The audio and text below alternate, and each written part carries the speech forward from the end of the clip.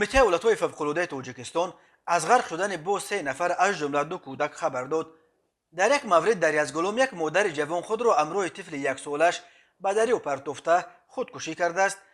بنا به اطلاع کمیته روز 13 ایون سال 2022 ساعت 17:30 دقیقه یک خانم جوان ساکن کوچه بوستانسرای نویه فردوسی شهر دوشنبه به قسم نوبداری کمیته ولایت‌های فوق‌العاده زنگ زده خبر داد که پسرک 6 ساله او در دریای کوفرنی‌ها غرق شده است. با دریافت خبر کارمندان نجات کمیته ولایت‌های فوق‌العاده به جای حادثه سفربر شدند.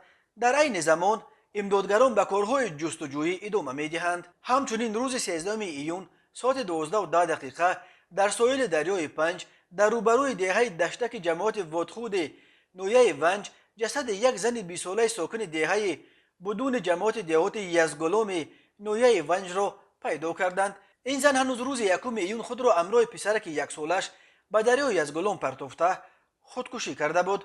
سبب خودکشی این جوان زن معلوم نیست. جستجوی طفلک 1 ساله ادامه دارد.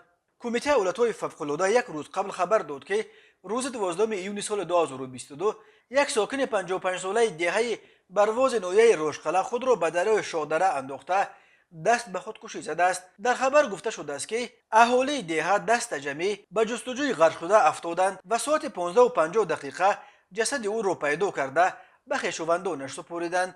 سبب خودکشی معلوم نیست.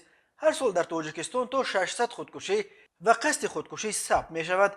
مشکلات اجتماعی و اقتصادی و جنجال‌های عائلوی سبب اساسی خودکشی را در تاجیکستان نام برده می شود.